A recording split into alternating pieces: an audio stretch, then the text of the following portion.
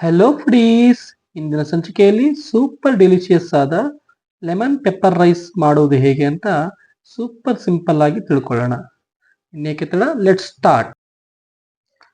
ಮೊದಲಿಗೆ 1 ಕಪ್ ಅಕ್ಕಿಗೆ 5ರಿಂದ 6 table spoon ತೊಗರಿಬೇಳೆ ಅಥವಾ ಹೆಸರುಬೇಳೆ ತಗೊಂಡು ಚೆನ್ನಾಗಿ ತೊಳ್ಕೊಂಡು ಆ ನಂತರ ಅವನ್ನ ಕುಕ್ಕರ್ಗೆ ಹಾಕಿ ಅದರ ಜೊತೆಗೆ 1 ಕಪ್ಗೆ 3 ಕಪ್ ಆಗುವಷ್ಟು ನೀರು, ಆಮೇಲೆ 2 ಟೊಮೊಟೊ, ನಂತರ ಚಿಟಿಕೆ ಅಷ್ಟು ಅರಿಶಿನ, ಇವೆಷ್ಟನ್ನು ಹಾಕಿ ಚೆನ್ನಾಗಿ ಕಲಸಿ ಕುಕ್ಕರ್ನಲ್ಲಿ 4ರಿಂದ 5 ವಿಸಿಲ್ಸ್ ಬರೋವರೆಗೂ ಚೆನ್ನಾಗಿ ಬೇಯಿಸ್ಕೋಬೇಕು.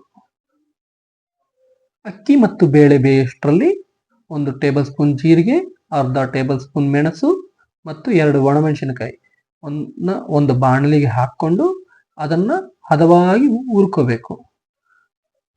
ಹೀಗೆ ಹುರ್ಕೊಂಡ ನಂತರ ಅದನ್ನ ಒಂದು ಕುಟಾಣಿಗೆ ಹಾಕಿ ತೀರಾ ನುಣ್ಣಗೆ ಅಲ್ಲದೆ ದಪ್ಪ ದಪ್ಪ ಕುಟ್ಕೋಬೇಕು. ಹೀಗೆ ಕುಟ್ಟಿಟ್ಟ ಪುಡಿಯನ್ನು ಬದಿಗೆ ಇಟ್ಕೋಬೇಕು.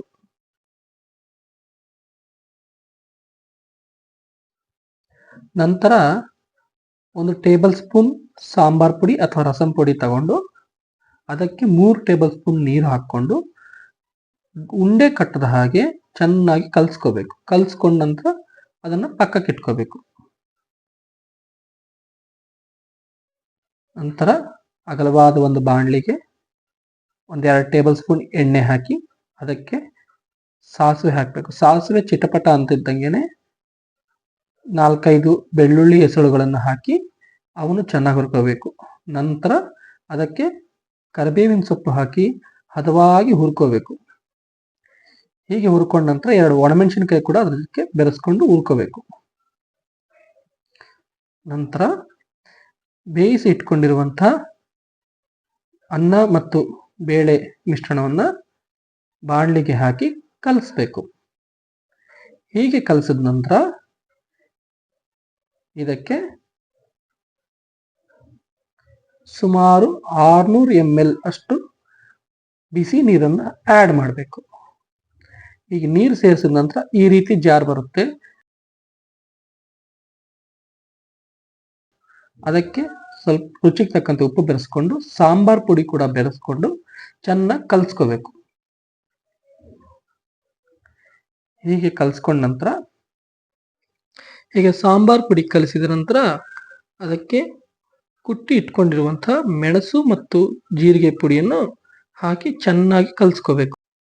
ಈ ಮಸಾಲೆ ಪದಾರ್ಥಗಳೆಲ್ಲ ಅನ್ನಕ್ಕೆ ಚೆನ್ನಾಗಿ ಹಿಡಿಯುವ ಹಾಗೆ ಒಂದು 5 ನಿಮಿಷ ಕುದಿಸ್ಕೋಬೇಕು. ಈ ಮಿಶ್ರಣ ಎಲ್ಲ ಬೆರೆಸ್ಕೊಂಡ ನಂತರ ಒಂದಷ್ಟು ಚೂರು ನಿಂಬೆಹಣ್ಣು ಹಿಂಡಬೇಕು.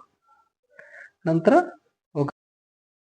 ತುಪ್ಪದಿಂದ ಒಗ್ಗರಣೆ ಹಾಕಿರುವಂತ ಗೋಡಂಬಿಯನ್ನು ಬೆರೆಸಿ ಚೆನ್ನಾಗಿ ಕಲ್ಸ್ಕೋಬೇಕು.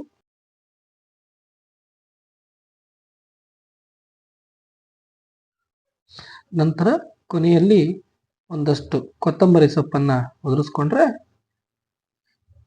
ರುಚಿಕರವಾದ ಲೆಮನ್ ಪೆಪ್ಪರ್ ರೈಸ್ ಸವಿಯಲು ಸಿದ್ಧ. ಈ ರೀತಿಯ ಮತ್ತಷ್ಟು ರುಚಿಕರವಾದ ಖಾದ್ಯಗಳಿಗಾಗಿ ನಮ್ಮ ರುಚಿಪಾಕ ಚಾನಲ್ ಅನ್ನು ಸಬ್ಸ್ಕ್ರೈಬ್ ಮಾಡಿ, ನಮ್ಮ ವಿಡಿಯೋಗಳನ್ನು ಲೈಕ್ ಮಾಡಿ ಮತ್ತು ಶೇರ್ ಮಾಡಿ. ಧನ್ಯವಾದಗಳು.